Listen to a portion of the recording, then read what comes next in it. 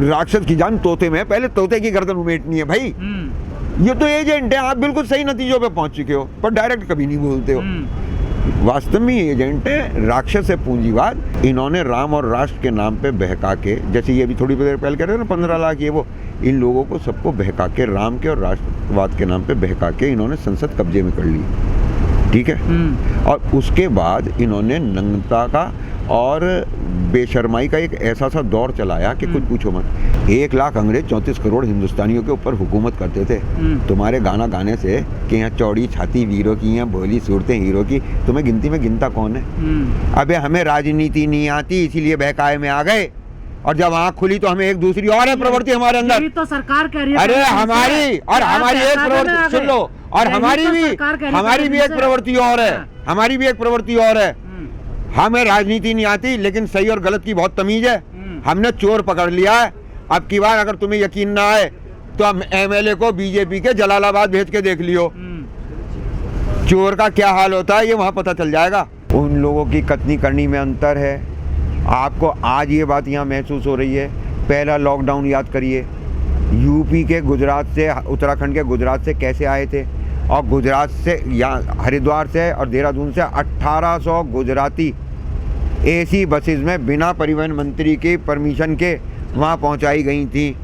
ये सिर्फ गुजराती पूंजीपतियों का एक गैंग है जिसने लोगों को राम के नाम पे, राष्ट्र के नाम पे भड़का के, बहका के, और लोगों को जाति और धर्म के आधार पर नफरत फैला के, बांट के सत्ता पे कब्जा कर लिया है। पूरे भारत के अंदर किसानों की नंबर 1 की आवाज़ जो है वो आज की तारीख में सिवाय टिकैत के कोई नहीं है। ये सोच के भाग रहे थे कि वहाँ पे जो जल्दी पहुँचेगा पहले पहुँचेगा, वो ताली उठा के और ताला खोल के सीधा विधानसभा में जाके अब मुख्यमंत्री के कक्ष में बैठेगा।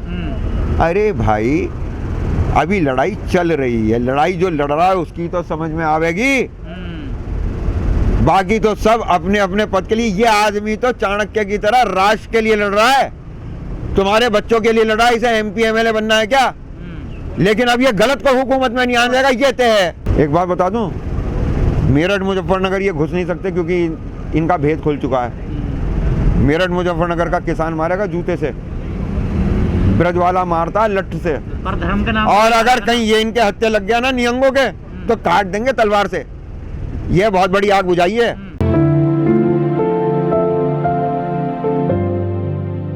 इन कानूनों के बारे में मैंने शाहीन बाग में अपनी स्पीच में, मैं उसकी कॉपी आपको दे दूंगा, और उसमें इलाज भी बताया था कि जब तक सेठ के पेट पे लात नहीं पड़ेगी तब तक प्रधानमंत्री नहीं सुनेगा।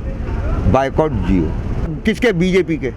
और ये जो माया इन्होंने रची थी, कानूनों पे हमें पता चल गया, उससे पहले भी पता चला इनकी नीयत खराब है। मैं आपसे एक बात पूछता हूँ, आप लोग अक्सर आके यहाँ पूछते हो और मैं बहुत दिन से कहता चला रहा हूँ, लेकिन मैं चूंकि साधारण किसान हूँ, वकील हूँ, साधारण आदमी, तो आप मेरी बात को तवज्जो नहीं देते हैं। सर मुझे एक बात बताइए, देश, संसद में कानून बनते हैं, देश और संसद बड़ा है या प्राइवेट कंपनी बड़ी है?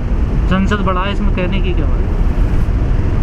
जब सीलोज बन चुके थे, लैंड एक्वायर हो चुकी थी, पेमेंट जा चुका था, सीलोज बन चुके थे, रेलवे लाइन बिक चुकी थी, 1.25 लाख करोड़ रुपए का इन्वेस्टमेंट हो चुका था, उसके बाद बिल आया है। अरे सुन लो यार, बात कर दी ना आपने, 20 साल से चर्चाएं हो रही है इन कानूनों पे। सुनो मेरी बात तो सुन लो कि ये कानून आने वाले हैं। क्या कांग्रेस इन कानूनों को नहीं लाने वाली थी? सुन लो, ले आई। क्या केजरीवाल इन कानूनों को, और क्या आपको पता नहीं है कि द्रौपदी की छठी कन्या भी होने वाली थी? अबे थी का क्या मतलब है यार? जिस दिन इन लोगों ने अपना इन्वेस्टमेंट करके माल तैयार कर लिया, उस दिन बिल आ गया कोरोना काल में, और जिस तरीके से एक्ट पास करवाए ध्वनिमत से। मैं फिर बता रहा हूँ, लोकराज लोकलाज से चलता है, नहीं तो इन्हें लठ से बाहर जाना पड़ेगा। और आप मुझसे ये कह रहे हो कि हमने बहकाना, इन्हें बहकाया नहीं है। इनकी दूसरी प्रवृत्ति ये भी है कि जब इनकी समझ में आती है, देखो भारत की मिट्टी में राजनीति नहीं है, ज़्यादा स्मार्ट मत बनो आप। मनोहर लाल खट्टर जी के एसडीएम साहब ने ये कहा कि कोई भी किसान जो इस लाइन से आगे बढ़े उसके सिर साबुत नहीं होने चाहिए, ठीक है। ये उनकी अपनी मनोवृत्ति थी, निरंकुशता थी। हम इसके विरोध में भी खड़े हुए, और हमने इसके अंदर भी, देखो कानून तो अपनी चाल से चलेगा, हम उसे अदालत में जो घसीटेंगे वो घसीटेंगे, कानून के सामने जो उसका हल करेंगे, लेकिन हमने थोड़ा सा रिलीफ और लोगों के आक्रोश को शांत करा। लखीमपुर खीरी में इन्होंने जानबूझकर इस हरकत को इस वजह से अंजाम दिया क्योंकि ये इस आंदोलन को भटकाना चाहते थे। लेकिन खुशकिस्मती की बात यह है कि लाशों पे राजनीति करने वाले जब आग लेके उधर दौड़ रहे थे तब राकेश टिकैत नाम का एक आदमी पानी की बाल्टी भी लेके भागा था। और ये हमारा ही नहीं तुम्हारा भी इस देश का अच्छा समय था कि इसमें नफरत की आग और नहीं भड़की, इसमें और घर नहीं जले, इसमें और चिताएं नहीं जली। जब तुम मैच्योर हो जाओगे तब याद करोगे कि क्या किया था। वो लोग जो ये सवाल पूछ रहे हैं उनसे कहना राकेश टिकैत ट्रैक्टर भी गए थे, किसान को रोक लेंगे क्या?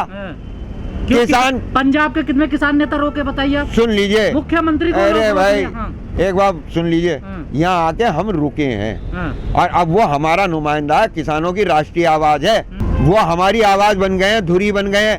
नंबर एक चीज, उन्होंने आंदोलन को जीवित किया जनवरी में, उन्होंने आंदोलन को फिर दूसरी स्टेज में पहुंचाया किसान महापंचायत से मुजफ्फरनगर में, और वहाँ स्वीकार करा कि हमसे गलती, और उसके बाद अल्लाह अकबर भाईचारे का संदेश दिया। और सुन लीजिए वो सब भी वहाँ थे, कोई योगदान उन्होंने युद्ध को प्रारंभ किया।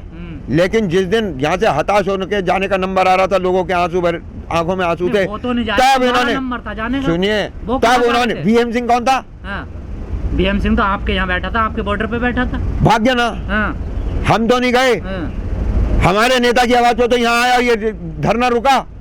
दूसरी चीज, किसान महापंचायत ने फिर से संजीवनी दी, और अब की बार मैं तुम्हें बता रहा हूँ, सिर्फ गाड़ी तेज चलाने से ही मंजिल पे नहीं पहुंचते हैं, गाड़ी संभाल कर चलाने से मंजिल पे पहुंचते हैं। बहुत बड़ा एक्सीडेंट रोक लिया लखीमपुर खीरी में, जिस दिन भारत के यार यहाँ के तो पढ़े लिखों को राजनीति नहीं आती समझ में, अनपढ़ों की क्या कहो, ये चालें कौन समझेगा। अगर उसमें ये मानकर चलते हैं वो लोग के साथ सिर्फ सिख मरेंगे, तो ऐसी कैलकुलेटेड टक्कर तो मैं नहीं समझ सकता। लेकिन उन्हें मालूम था कि भाई 100 में से 70 सिख हैं, अगर 10 भी कुचले गए तो 7 तो सिख मरेंगे ही मरेंगे।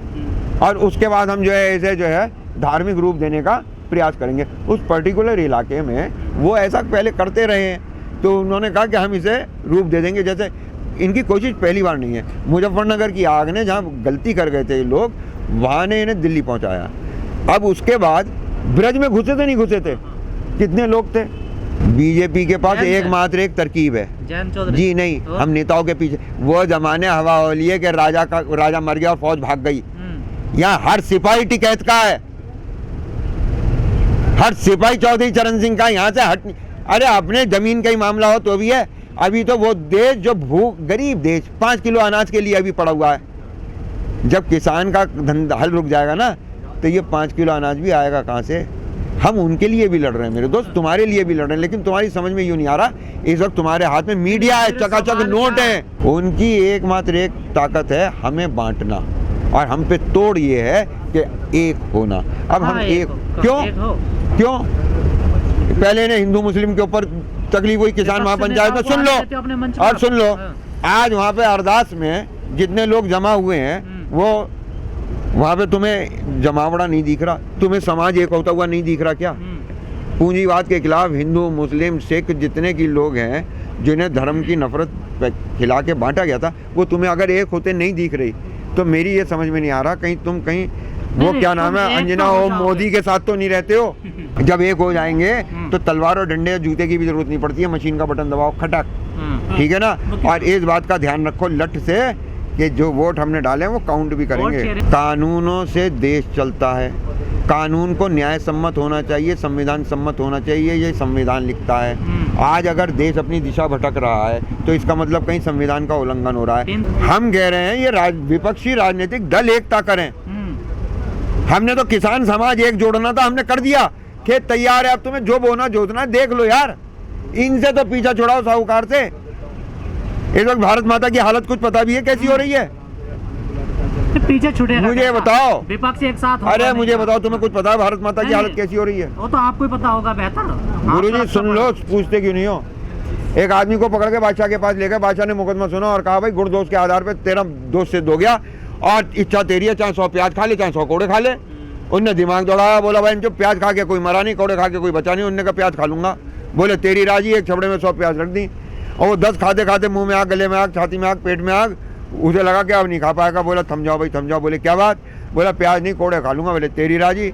खम्बे से बांध के जो कोड़े मारने शुरू करे तो फिर समझ में आ गई फैसला गलत हो गया। आप तो प्याज मारती ना मारती कोड़े मार देंगे, ऐसे होते होते वो 100 प्याज 100 कोड़े दोनों खा गया। आगे सवाल आपसे। अब यही भारत माता का हाल है, या तो कांग्रेस की प्याज खा ले और नहीं तो मोदी के कोड़े खा।